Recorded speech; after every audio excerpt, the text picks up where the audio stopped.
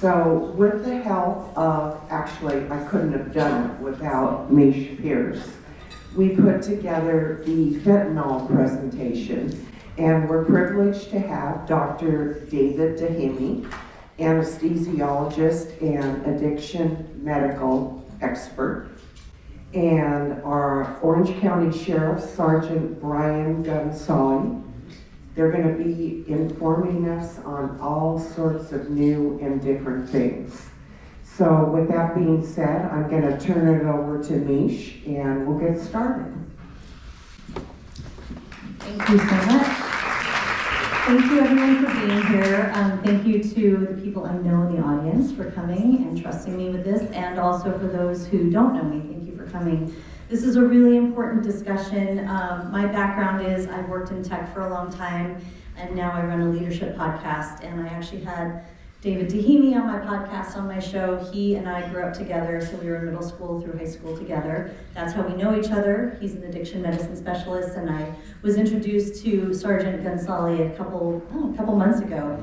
And I thought, you know what, I've been wanting to put an event like this together, but how great would it be to pull them both together to do this? I know that Brian has spoken a lot in the local high schools and whatnot. So very quickly, if you wouldn't mind, just like telling us a little tiny bit about yourselves. I know, we have all the information here on the screen. Okay, hi, I'm Deyhimy, and I'm an anesthesiologist at Saddleback Memorial and a number of surgery centers sort of down towards south side of San Clemente. And I've been there since 2000, started in 2007. And after about 4 years of being in private practice, I was kind of looking to do other things. And this was probably around 2010, 2011, and the pill epidemic was sort of the main thing making headlines, particularly OxyContin. And one night, I was working on labor and delivery with a nurse, and she was talking about her son's heroin addiction and how he started with pills, and then it became heroin after that. And she was talking about various medications that he was on to help treat his cravings, and I hadn't heard of these medications, and I'm like, and I'm an anesthesiologist, so I'm like, I should know all the drugs. And so I just became curious, and I couldn't believe how fast this problem was growing in the United States. And sadly, here we are 11 years later, and it's gotten so much worse. And we've gone from pills to heroin, and now it's all synthetic opioids, pretty much contaminating the entire drug supply. And so anyways, that's become... That's your why. That's my why, yeah. So. And you've got kids. How old are your kids? I have 2 daughters. I have a 15-year-old and a 17-year-old. Okay. Pass it over to Brian. Thank you. Hi, good evening, everyone. I'm Sergeant Brian Gunsolley with the Sheriff's Department, and been on the department for 24 years. And right now I'm in charge of our community engagement unit, and a lot of what we do is drug prevention education. And so we go around to different schools. I've actually created a drug prevention program for 6th graders. Over the pandemic, we needed something like that to fill the gap and to deal with this fentanyl issue. We do assemblies, been around the county doing assemblies. I sit on what's called the Child Death Review Team with the coroner's office, and we review all cases where a child has died during the previous quarter. And I just noticed over the past couple of years, this trend has just gotten worse and worse, where we're reviewing case after case after case of a child dying from fentanyl overdoses. And so I thought, well, what can I do? There's something more I can do and my team can do. And that is, let's get out into the community more and really start spreading awareness. And so that's what we do now. We're just out teaching as much as we can, spreading awareness, attending as many events as we can, fit on the schedule. So my team and I, so that's why we're here tonight to talk about this. And you have kids? Yes, I have 2 kids, a 25 and 21-year-old. So they're grown and not out of the woods till they're 25. Their brain is not fully developed, right? So you got a 21-year-old who's still in the risky age that potentially could use something. But right now, I'm not seeing any signs of that. So I am feeling good about that. But you never know. Got to keep an eye on it. Yeah. Okay. All right, so this is going to get really serious really fast, and it's really somber. So let's get into it. Quick stats. Fentanyl is the #1 killer of teens in Orange County. The Drug Enforcement Agency reports that 60% of seized pills contain lethal fentanyl, which is up from 42% the year prior. We don't have 2023 stats, obviously, but it's a hockey stick curve. It is not good news. 50 million seized illicit pills in 2022, up from 20 million the year before. And overdose is the leading cause of US deaths, ages 18 to 45. The thing is, most weren't intending to use an opioid. Most were intending to use an illicit pill, or let's do some oxy, or let's do some marijuana, or whatever it might be. We're going to Coachella, let's have a little fun. And it's fentanyl laced, and they're dying. One time, one try. So that's super scary. Okay, so if we look at drug-involved overdose deaths, look at that curve. It is not pretty.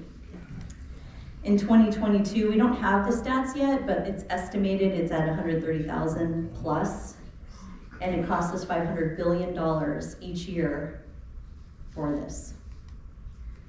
If we continue and we're looking at, the synthetic stuff here, this is also not a good curve.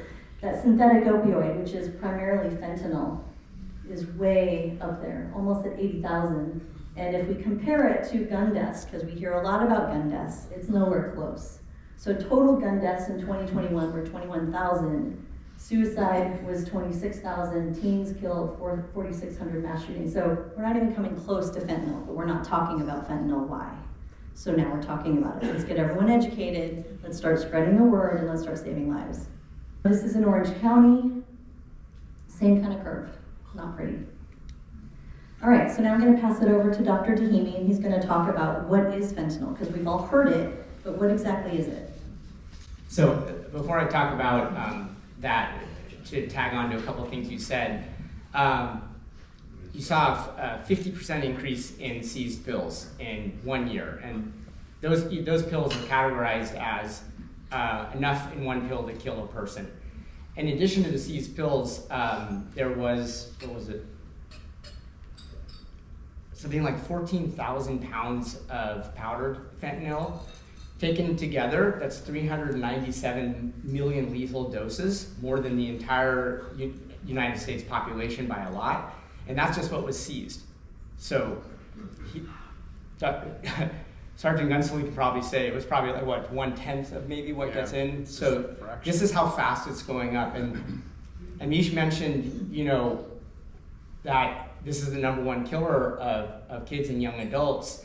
The entire drug supply, for all intents and purposes now, has fentanyl in it. The illicit drug supply. The illicit drug supply, yeah. Pharmaceutical is fine. And these pills that they're seizing, if you go on the DEA One Pill Can Kill website and you look at, they're identical. I mean, a Percocet and a Percocet, you cannot tell the difference. But it's not just opioids like Percocet, it's Adderall, it's Xanax. 90% of cocaine now that's tested has fentanyl in it. So I don't think of these as overdoses. In my addiction clinic, we treat people that are addicted to opiates, and when they get it wrong, like they use too much or they get more of a potent batch, then they overdose as a result. These are poisonings. There's a big differentiation, because when you're at Coachella and somebody says, "Hey, do you want an Adderall?" and you overdose because it's not Adderall and it's fentanyl, that's not overdose, it's poisoning. And so this is one of the awareness components that we're trying to bring tonight, is that there is no safe recreational drug use anymore. And we'll talk about the thing you can do about it, besides talking to your kids and people you care about, but just basically carrying the antidote, the reversal agent. And I'll leave it at that, and we'll get to fentanyl. So 85% of all deaths now are due to synthetic opioids like fentanyl, and the fentanyl that I use in the operating room, it's a great drug because it's 50 times more potent than morphine.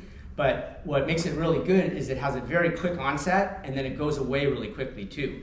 So for its very stimulating yet short procedure, you can use fentanyl and you can reliably have it wear off quickly, but it's meant to be used with a trained physician who knows how to like support the airway, give supplemental oxygen. So it's used every day all over the world, fentanyl. And I mean, probably propofol, fentanyl are probably the 2 most used drugs I use every day in the operating room. And illicitly manufactured fentanyl, which is what we're talking about. So it went pills, and then heroin, very potent heroin filled the void when the pills became harder to get. And then on the heels of that came the synthetics. And the reason that the synthetics have exploded is because the profit margin associated with manufacturing synthetic illicit fentanyl is so high.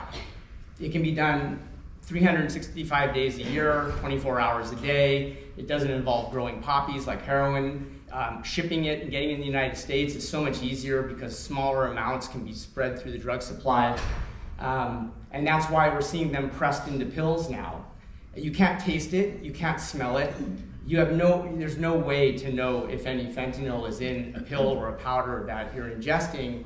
And for that reason, this is why I call them poisonings, because people just have no idea.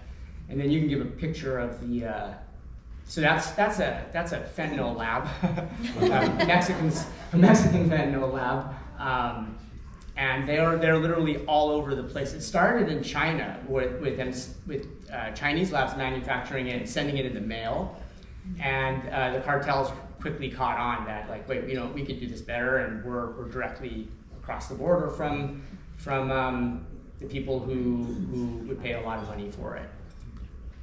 So that's heroin, and heroin is basically 2 morphine molecules stuck back to back, and it gets into the brain very quickly because it crosses the blood-brain barrier. So heroin is 2x morphine, and fentanyl is 50x heroin or 100x morphine.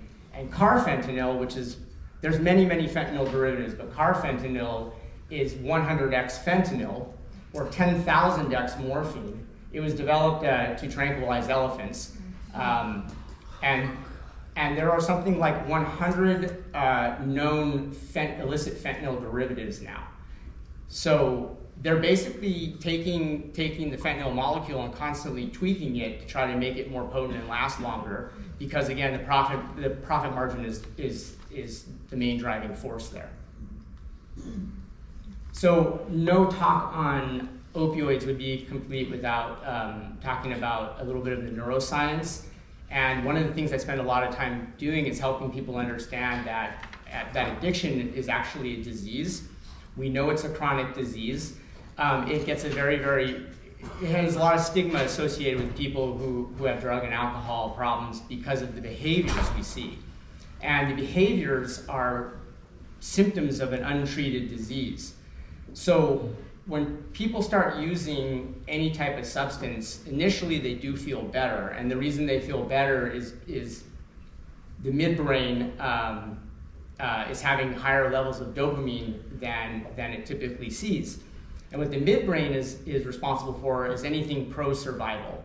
It's things like good food, friends, sex, exercise, things that if you had higher dopamine levels and it makes it more likely for you to remember and be motivated to do those things again, that's pro-survival. And what drugs do is they rapidly hijack this pro-survival mechanism.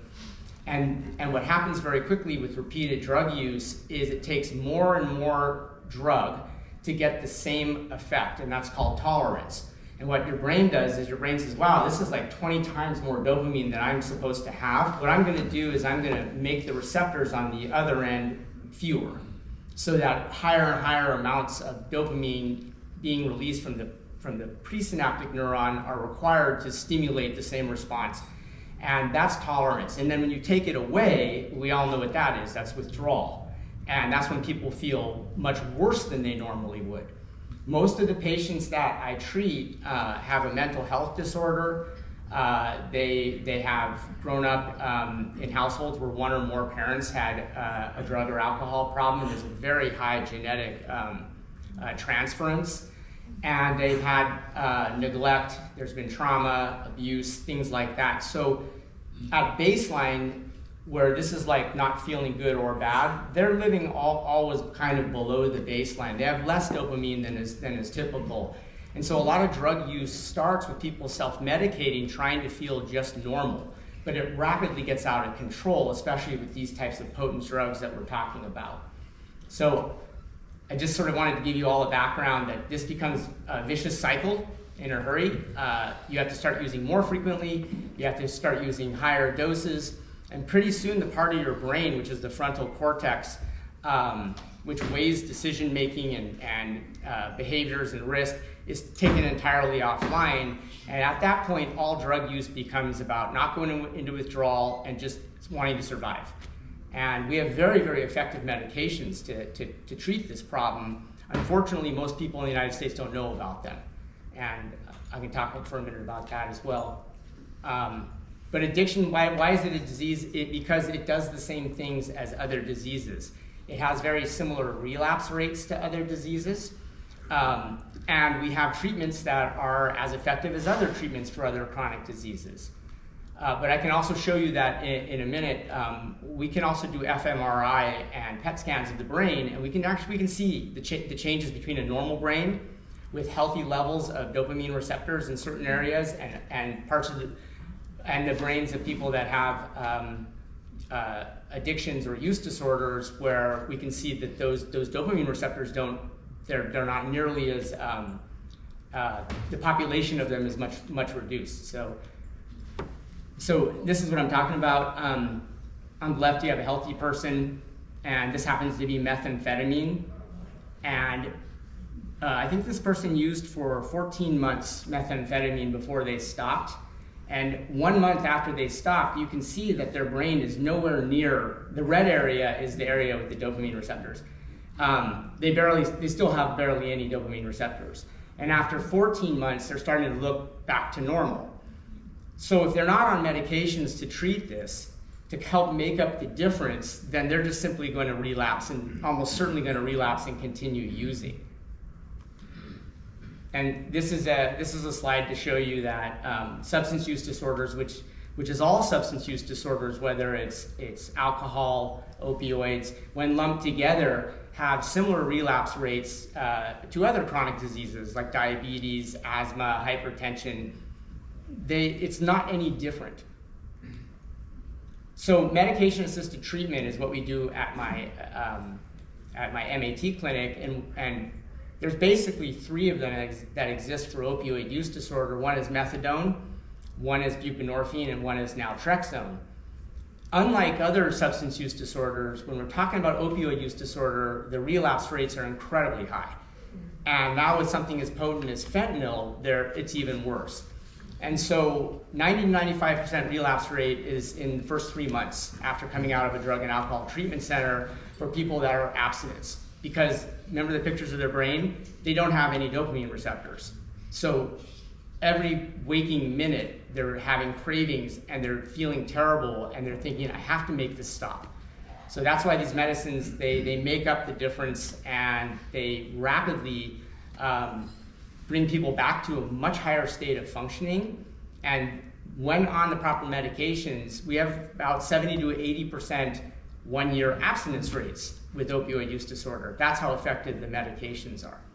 And interesting, when we were preparing for this, you're saying that Europe, your European colleagues and family members are saying, what opioid crisis? We don't have an opioid crisis here. Yeah, Europe has been using these medications since the late 90s, and they have a different healthcare system. They have more of a socialized healthcare system, and when patients would come in with opioid use disorder, they would put them on these, everybody knew to put them on these medicines, and as a result, like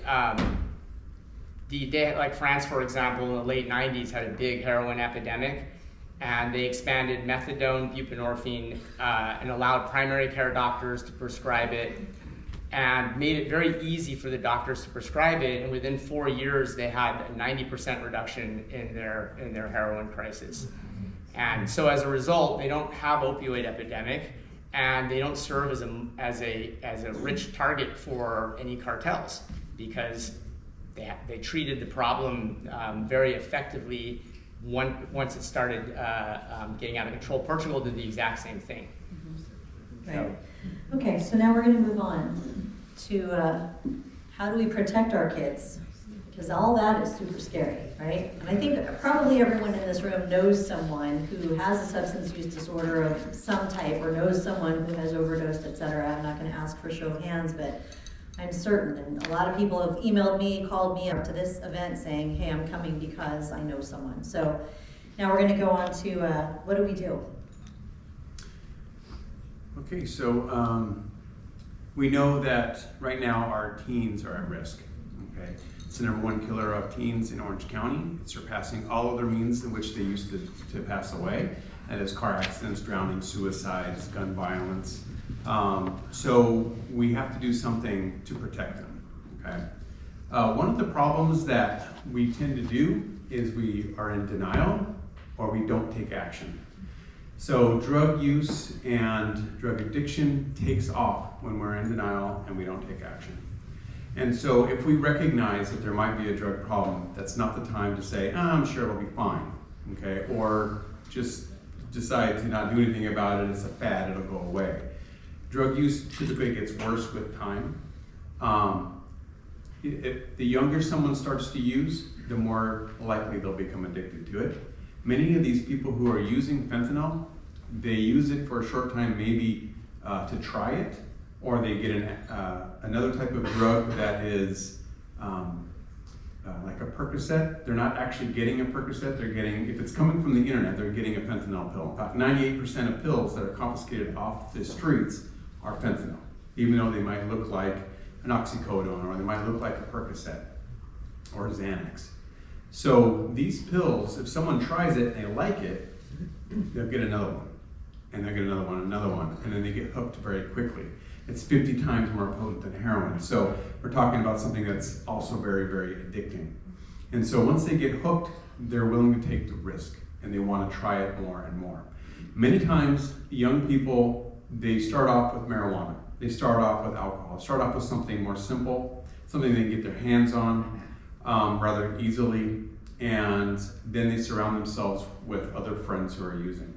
So that is one symptom that we might see, is that, hey, we might not think that our child is using, but we can see that they're hanging out with other kids who are probably using. And so one of the highest risk factors for our kids is that them hanging out with somebody who's using. And so if they're not using yet, they probably will soon. Okay? And so what happens is when they're surrounded by those friends, other drugs get introduced, and then the potential for an overdose occurs. So making sure that we're keeping our kids safe, putting them into positive peer groups. If we notice that they're surrounding themselves with negative friends that you do not approve, then let's try and switch them over to some other type of group, right? That's more of a positive group. It's not the time to ignore it, it's the time to take action and do something. Now, if you notice that there's a decline in grades, there's a decline in behavior, sneaky behavior occurring, sweating, clamminess, pale skin, something, eyes are red, glossed over, something like that that indicates that there may be drug use, don't just stand by and ignore it, drug test. Okay, so teenagers are very, very good at convincing you that you did not see what you think you saw. Okay, you give them a home when they come home from a party and you smell alcohol on them, don't ignore it, right? Address it. They need increased supervision at that point. They need to maybe have their room searched. You don't know the extent of the problem quite yet, right? So maybe this has been going on for a long time and you're just now starting to figure out. In fact, a lot of times that's what happens with our teens, is that they are very good at hiding pipes, marijuana pipes or something, some type of paraphernalia. They're very good at hiding it at first, but with regular use they get sloppy, and then you see it, and now you're like, how long has this been going on there? That's the first time, or I'm holding it for Sally. But the truth is, it's theirs. If it's in their backpack, it's theirs, okay? And don't be tricked by that, okay? Now it's time to not freak out, but to figure out the extent of the problem, okay? And if you need to increase supervision and you need to check backpacks and you need to kind of take a look at things, their property you own. If they're under 18 years of age, Don't worry about taking something away. If you need to look in that phone, look in that phone. If they don't let you look in it, take it away, right? Give them a dumb phone, not a smartphone. Like something that doesn't get on the internet, but they can make a phone call with. So you can, one thing, I used to teach parenting classes at a high school that I worked at, and a discipline that we recommended was to take everything away for a short period of time. So you have, for instance, you give them so much. You give them iPads and video games, computers, iPhones, cars, and plenty of things for them to be entertained and to connect them with friends. But when they break a house rule, use drugs, commit some type of act that you prohibit, then you have to hand down some type of discipline. We can no longer put them in timeout, but we can take away all of their stuff. But you don't want to do it forever. For adults, we tend to want to take away things for 3 to 4 months at a time, right? But what you do is you take it away for 5 to 7 days, and then if they violate another house rule, you simply restart the original punishment over again until they've completed it, rather than adding on, okay? What that does is it allows that prefrontal cortex to get a little stronger and make decisions that whether or not they're going to choose to use drugs or not to use drugs. They have to start making hard choices because their stuff is going to be taken away when you catch them. And then they respect you also, and they realize you're not going to stand around and just let this happen, okay? So that's just a tip that you could use to kind of lay down some ground rules, set some values for them and say, hey, this is a non-drug using home. You are not going to be able to get away with that. And then you have some discipline to hand down as well. So one of the things is that it's being sold mostly on Snapchat. Snapchat because the message disappears once it's delivered within a few seconds. Now the thing about Snapchat is the drug dealers think that it's not being retained. Snapchat actually retains the records so that when we do an investigation, a homicide investigation, we can go and look at those records and see that there's a conversation between the victim and the drug dealer. Now, oftentimes we find, the homicide detail and our narcotics detail is placed as high as 90%, that the people who are seeking fentanyl are seeking it on purpose. So we have to be aware of that fact as well, that there are people who get addicted very quickly and then they're seeking fentanyl, okay? So this may start off as casual drug use using something else like marijuana, circle of friends, and then a transition into maybe some pills, and now getting hooked very quickly. The more likely that someone uses, the more frequently that they use these drugs, the more likely they'll have an overdose, right? This stuff does not last very long in the body, so they need to continue to use to keep the high going. So one of the reasons why we have such a deadly epidemic is because these pills are being made a lot of times by farmers, like you saw on that previous slide. The cartels are not just feeding America, which happens to have the highest addiction rate than any other country in the world. They're also feeding the world, okay, with their addictions. And so they're making billions and billions of dollars. And so they have sophisticated laboratories, but they also have a huge demand. And so they're hiring farmers to literally make this mixture and then put it into a pill press and then create these pills that look legitimate, but they're not. Okay. So they basically take a binding agent, they put the active ingredient, which is the fentanyl, into it, they stir it together with a stick in a bucket, and then put it into a press and then make those pills. And they ship them over to us and sell them on the streets. So you can see here that if the dough represents the binding agent and the chocolate chips represents the fentanyl, then the pills that are there to the right are, the dough balls represent a pill.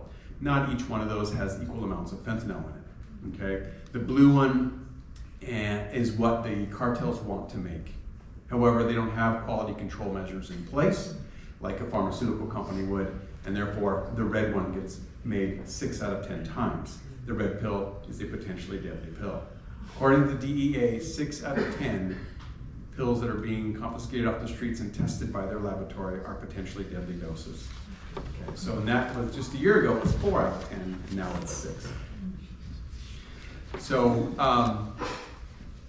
they're never too young to start the conversation. So our drug prevention program starts at 6th grade. 5th grade, just start to have the talk. You don't have to talk, about scary facts and stuff. You just say, hey, drugs are very dangerous, right? Marijuana is still dangerous. We've legalized marijuana. We have alcohol in our lives.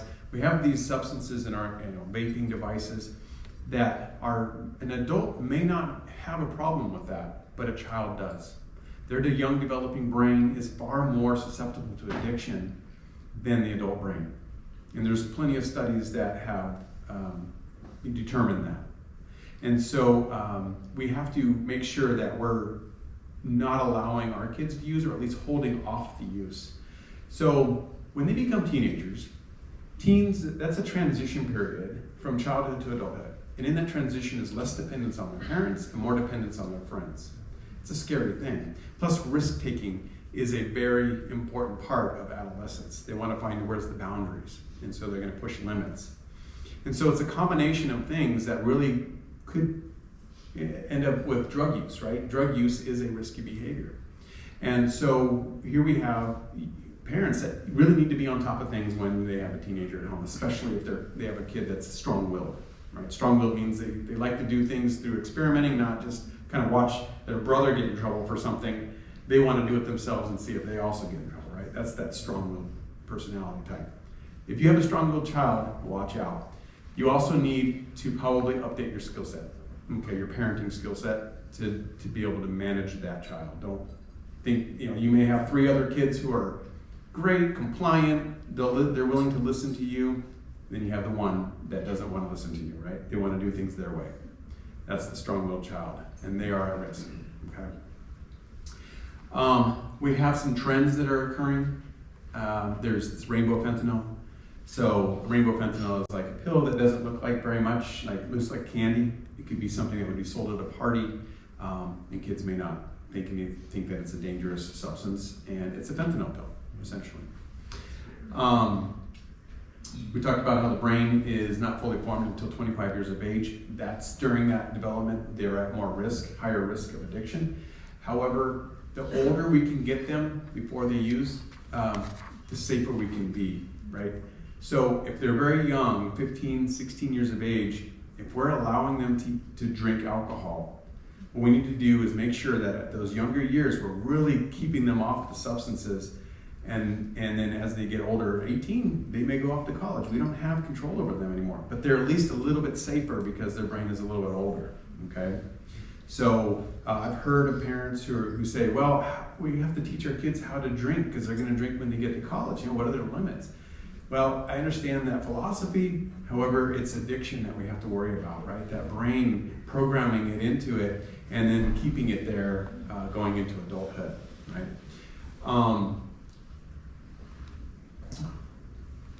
So you're allowed to check cell phones, you're allowed to take away property, right?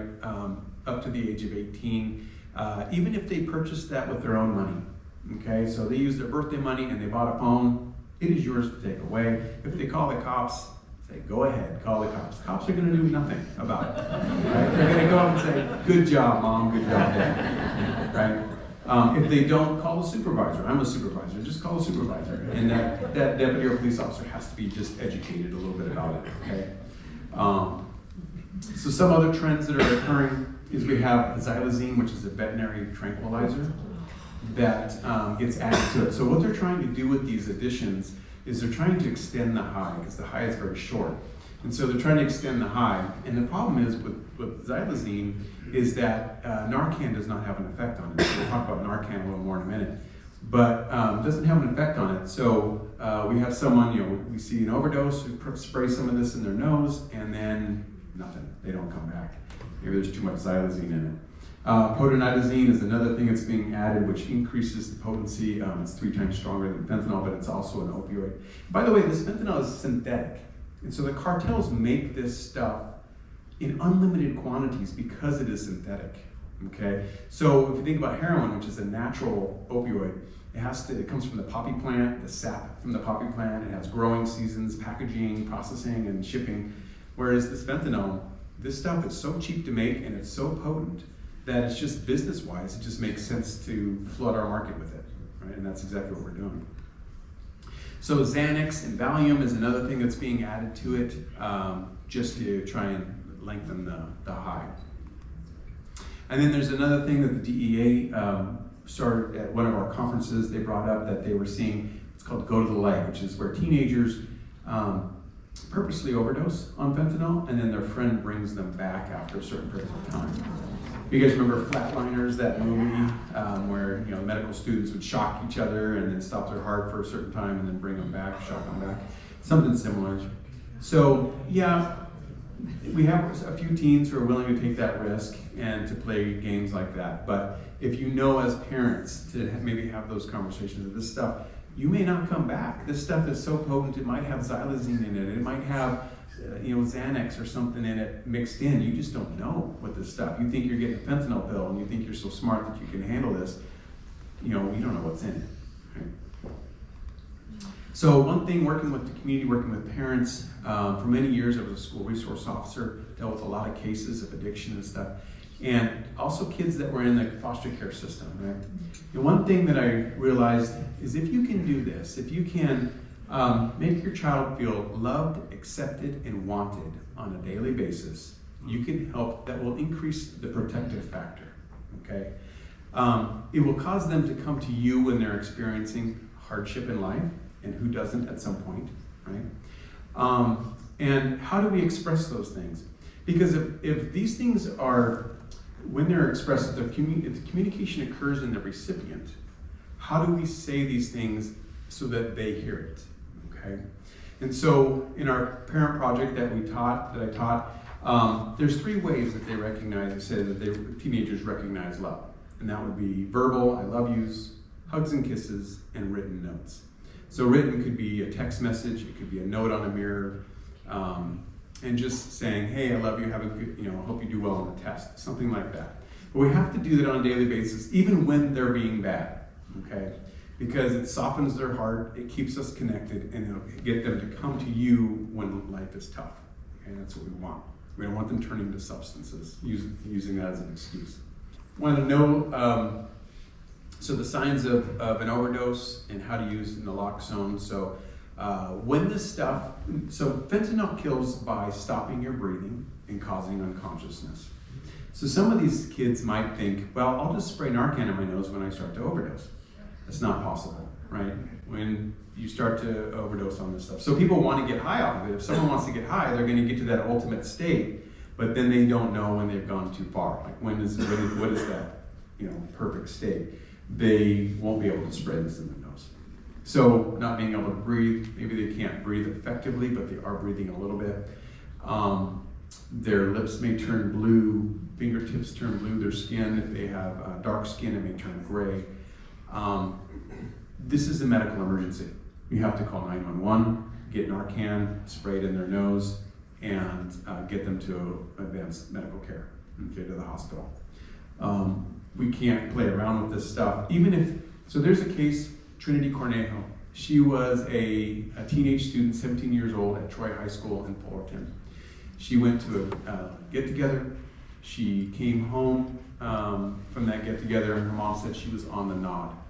On the nod means that she's kind of just falling asleep, and then wake up, and then you kind of just fall asleep again, and then wake up. And she was doing that over and over.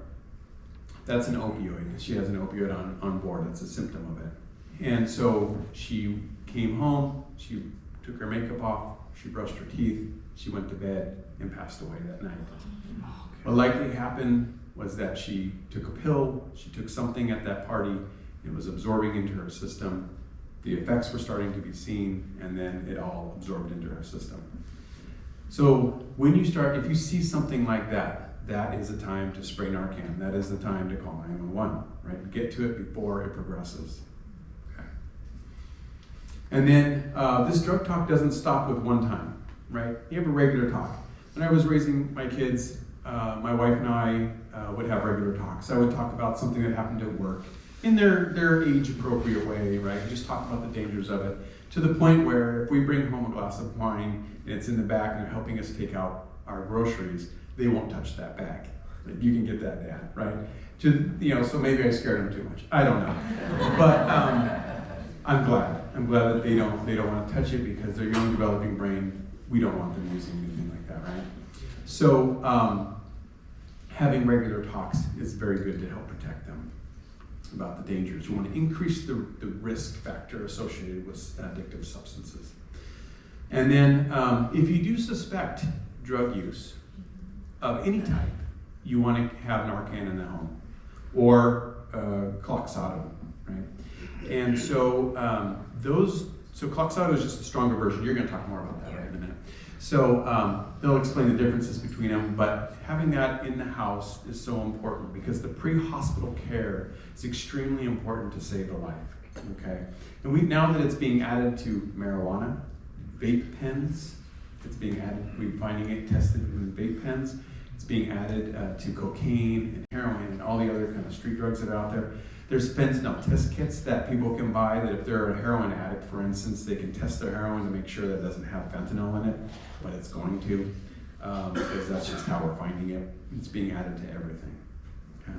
These are name brands of naloxone. And naloxone is an opioid antagonist. So when an opioid exerts its effect in the brain, it binds to a mu receptor, opens the mu receptor, and euphoria is one of the side effects, but so is respiratory depression. And naloxone outcompetes the opioid for the receptor and closes it. So it's effectively an antidote. And some years ago, right in the middle of the sort of heroin epidemic, Adapt Pharma came out with Narcan because most of what we were using in terms of naloxone on the street or with users was either injectable form, or it was like a syringe with a nasal atomizer, and it was clumsy to use, and it came in a bag. And this company said, well, why don't we just package them like this? And so the box of Narcan there on the left has 2 of these. They're 4 milligrams each, and they're very effective at reversing a pill overdose or a heroin overdose. But when I say pill, I mean the pharmaceutical grade. However, along with the fentanyl epidemic and increased potency, guess what? This isn't reliably reversing a fentanyl overdose or a synthetic overdose anymore because of that 50x potency. So Kloxxado was developed, and it's the exact same thing, but it's twice as strong. So now you get a box with 2 of these that's 8 milligrams each, and statistics show that 78% of overdoses now take 2 or more of these, and that's why the more potent version was developed. And it's a relatively new drug, but it's easy to get with the prescription. The good news is that this you can get by walking into a pharmacy and saying, I'll have some Narcan, please, and the pharmacist will give it to you. And just as of a few weeks ago, the FDA approved this to be over-the-counter, meaning that you can start pulling it off shelves soon. So you could get a bunch of this, or you can get less of this, but you gotta have something. And the most important bit is here on the right. 80% of overdose deaths occur in someone's home, and 40% of them have a bystander standing by when it's happening. This is like friends that are at a concert at Coachella, and somebody basically uses something and passes out. And that's why we're doing a national campaign to make everybody aware that, hey, you may not use drugs, your friends may not use drugs, but your friends of friends may use drugs, and you can either stand there helplessly while somebody's dying of brain hypoxia and respiratory depression, or you can be the hero.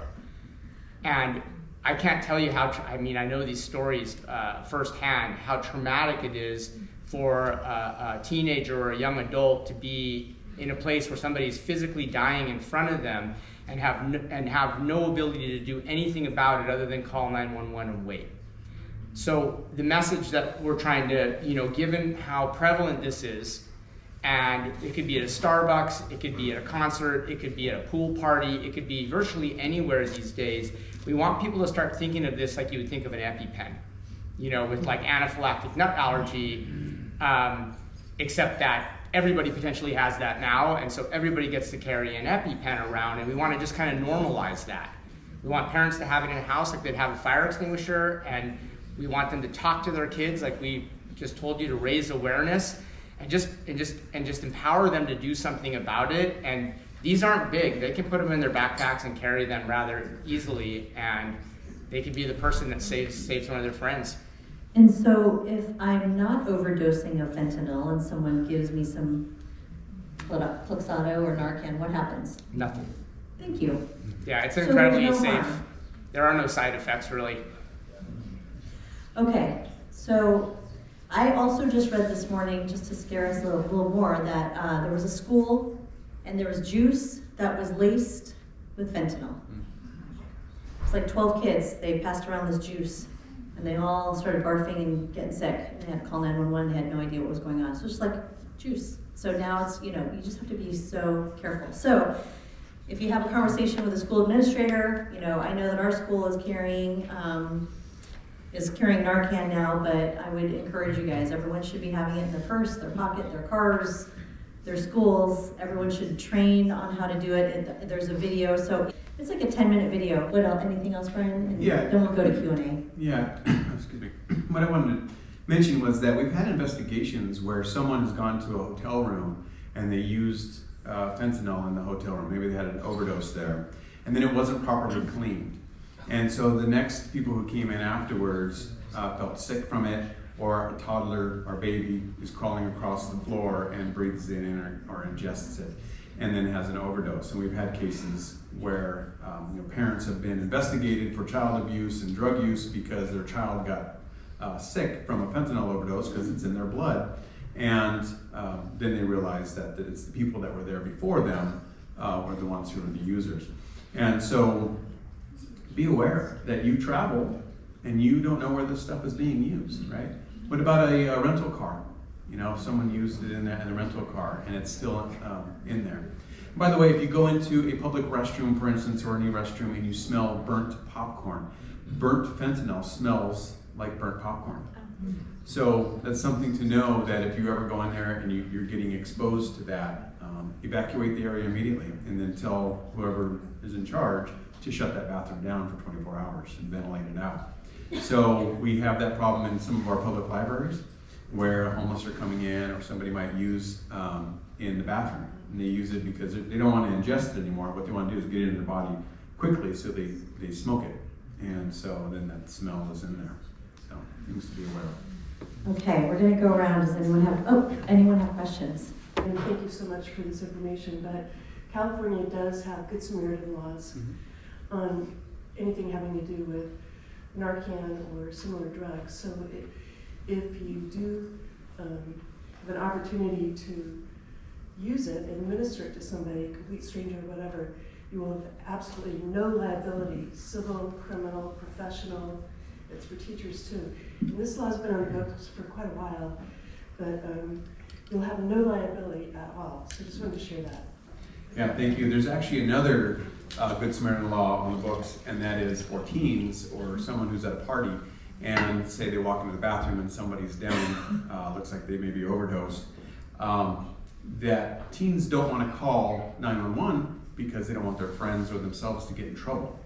And so we do as much awareness as we can of this law so that they call 911. We don't want them to take that person into the car and then transport them to the hospital and then dump them in the parking lot, which is something we've seen, or to clean up and sterilize the environment first and then call 911, because that's too much time where the person has been down.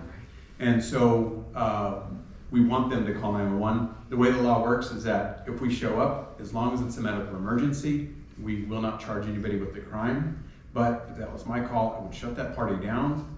I would collect any drugs, alcohol, things that I see that I can get my hands on. Usually if the party's really big, I'm not going to be able to detain everybody, but I will detain, if it's a smaller party, the teenagers and call parents, right? But that party's not going to continue on. I don't want anybody else to overdose. Now there is a caveat to it. If I show up to that front door, and they shut the door and lock it in front of me, I can kick that door in, place that person under arrest, and then my partners will go and deal with the person who's down, right? We're not going to let the person die just because, they shut the door in our face. Okay. Thank you for being here. 2 questions. One, are canines trained to detect fentanyl? And if so, are they being utilized in our schools and elsewhere? And the other one, totally unrelated, are our local pharmaceutical companies safe? I'll answer the first part. So our canines are used for fentanyl. We have to be very careful. Our canines can overdose as well. And so we actually have Narcan for them that we can spray doggy Narcan. But we do use them to detect it. The other thing, we don't use them on school grounds. That's because of case law. We're not allowed to go onto schools and use our canines. Private companies, so a school can hire a private company with a canine that's a drug detection dog to come in and do that. But we cannot use our public dogs, law enforcement dogs on school grounds. It's just case law. So then the other part, I'll let you answer that. Yeah, there's some misconception about, all pills being potentially dangerous now, and the ones that are prescribed by a doctor that are picked up from a pharmacy are 100% safe. We just tell people that unless it was prescribed for you, you can't take a pill from another person, even if they said it was prescribed for them. You just can't trust that, but there's no worry for people that are using their own prescriptions. Not in Mexico. Okay, we have a question Well, here. we're talking about the US. No, I know, but from what I've understood is now the Mexican pharmacies are getting the cartels have traded into them.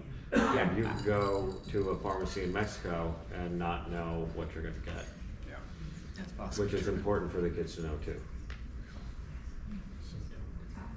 So my question was in regards to the trait, which is stronger than fentanyl. If Narcan doesn't work on that, does the 8 milligrams of Coloxone, if I'm getting that right, will that work on it? No. What was the question?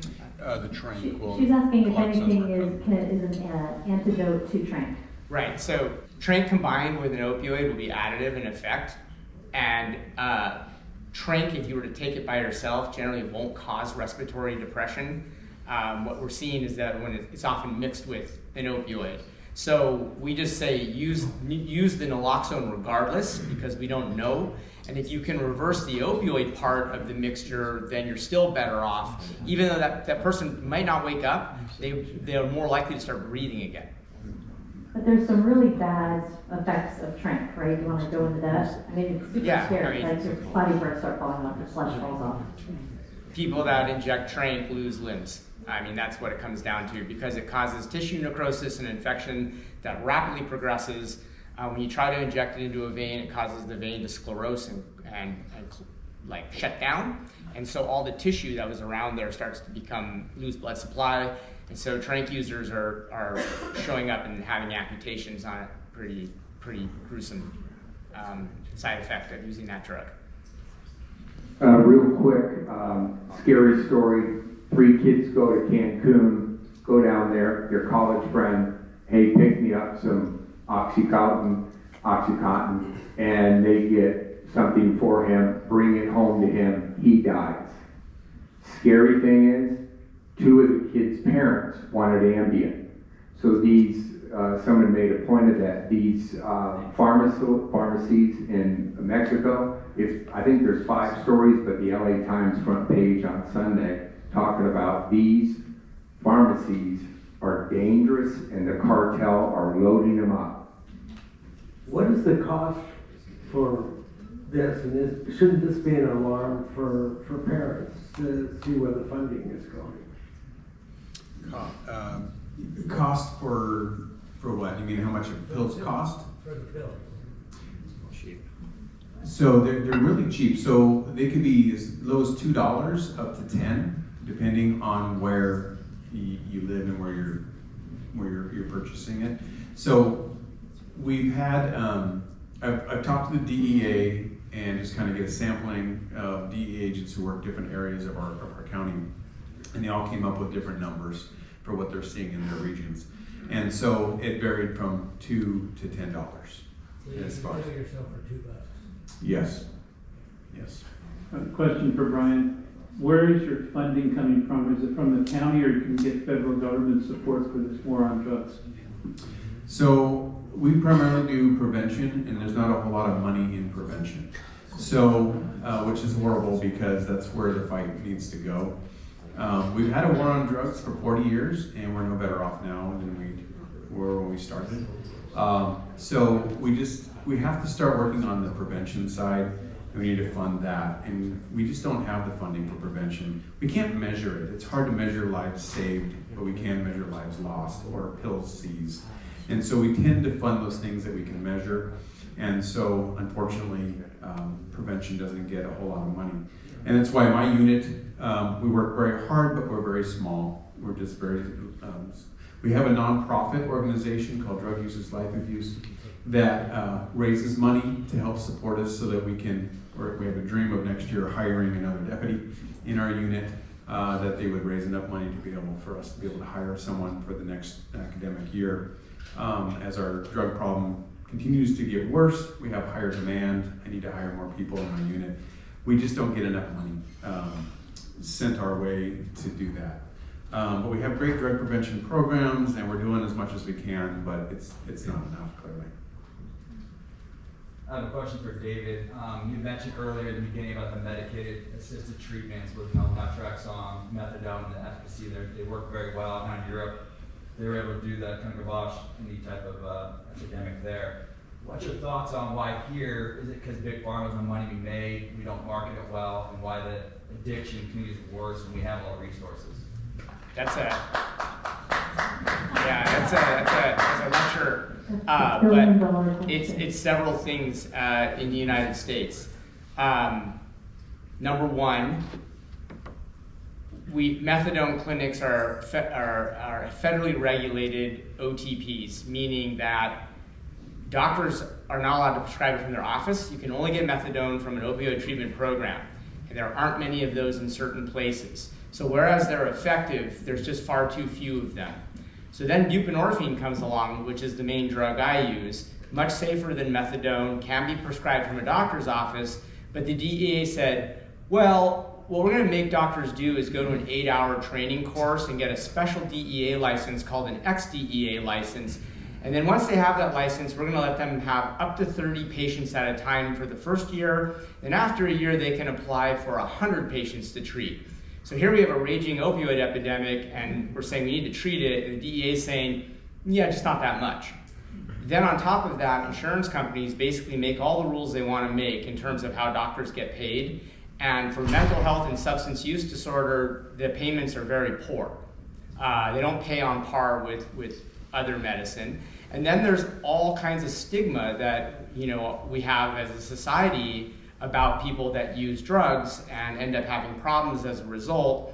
And what we're doing to combat that is trying to help people recognize that this is a chronic disease. It's often been thought of as a moral failing, and that people should suck it up and make better decisions, but that's all fine and well when you have normal brain chemistry, but when you no longer have the dopamine level and it's all you can do to get out of bed and spend your entire day trying not to go into withdrawal, you just don't have the ability to do that.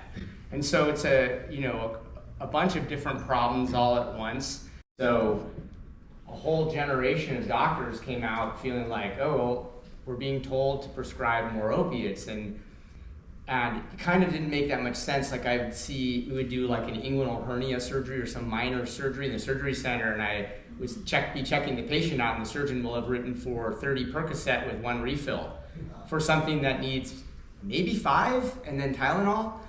And so that all got really set in motion by Purdue Pharma. They were quite brilliant in how they went about convincing a generation of doctors that they need to prescribe more pain pills. And on top of that, they said these weren't addictive when used for pain, knowing full well that they were highly addictive.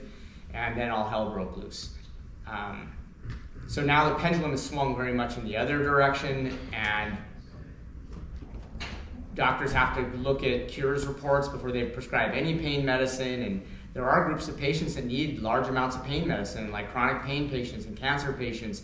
And we're getting this other opposite effect now, where some people are being cut off from the pain medications they need. And so, anyways. Quickly add to that real quick, that with Purdue Pharma, when we figured out how addicting those pills are, and regulations started having to rein it back in and to only prescribe it for more serious pain, we still had a lot of addicted people, right? And so it was around 2014, 2015 when you see that that curve of deaths could rise up. And that's really when fentanyl problems started occurring, right? They started flooding our market. So the cartels fed that demand that we had about that time. And a lot of doctors were concerned. The DEA was doing arrests of some doctors who were overprescribing to the community, and they were getting arrested. So doctors started regulating themselves and saying, okay, I don't want that to happen to me. So all this started happening about the same time, which then the cartels were perfectly happy to bring in fentanyl and feed that demand. Good. I was curious about the medications used to treat this addiction. Methadone being the one I can remember, and then the two new ones you mentioned. Are these medications themselves something that needs to be taken indefinitely, or can one wean off them after a while? That's a great question. So our patients, when they come to us, that's the first question out of their mouth. How long do I have to be on this? And most of them, their lives are quite the disaster. They have social problems, legal problems, relationship problems, financial problems, housing problems, and they're asking, like, how long do I need to be on this? And so the answer is, well, not necessarily forever, but kind of like if you're a type 2 diabetic and you're 65 pounds overweight and you don't exercise and you don't eat well and you have heart disease and hypertension and all the things that go along with it, it really depends on how much you can change your behaviors. But for some people it is indefinitely. We have today a patient who's been off for 1 year doing great. He showed up in our office and he said, I relapsed. And so, you know, we always leave the door open, but I look at these medications like I look at insulin for diabetes. You know, some people have to be on it for a lifetime.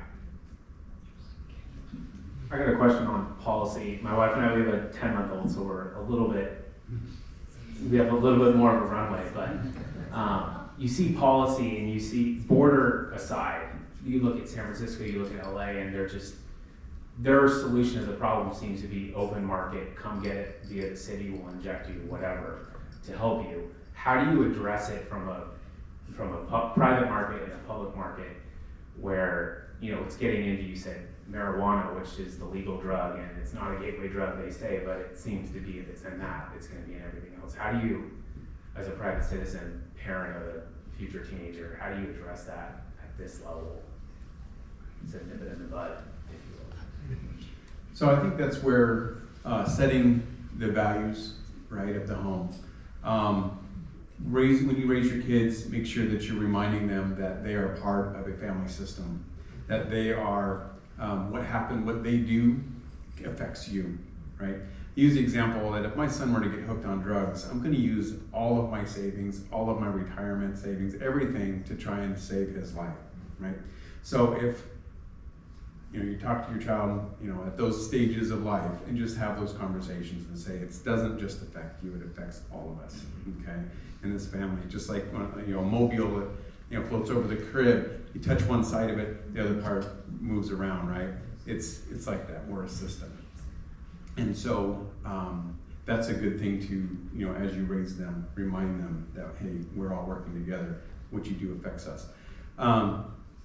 The other thing is just making sure that you're establishing yourself as the parent, right? That you don't.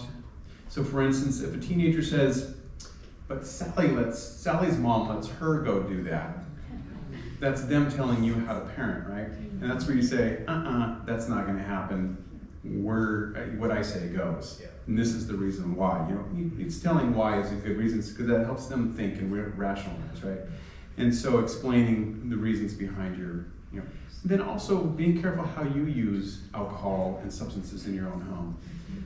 If you come home, pour that glass of wine, take a drink, and say, "Ooh, today was rough," you may have just taught your child to use alcohol as medicine, right? And so knowing, seeing your own behaviors, setting those boundaries, handing down discipline as necessary, and then making sure that you remind them that they don't stand alone, that they affect everybody. But on a public policy level, how would you, if you can, recommend? Public policy is tough because One, I can't take a stand on public policy.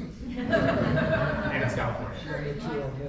Right now, there's some, this is from the sheriff, he can talk about it, and so I'll just kind of repeat what he says, that when we have legislation that goes through and pushes up towards Sacramento to try and have something that helps us enforce laws, it gets shot down in the safety committee.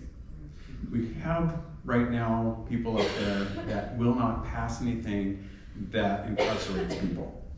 So right now we're going through a decarceration period rather than an incarceration period. And so however you stand on that issue, that seems to be what's going on right now. So we can't really count on legislation at this point to fix the problem, unfortunately. And that's why we're doing events like this.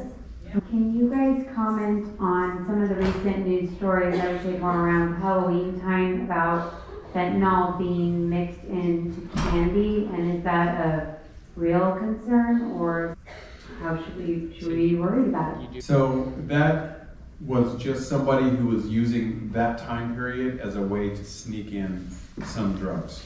Okay, so this is not a problem where our candy is now tainted in America and we have to worry about this for our kids at Halloween. This was just somebody who had, opened up a package, filled it with the pills, trying to sneak it past security at the airport.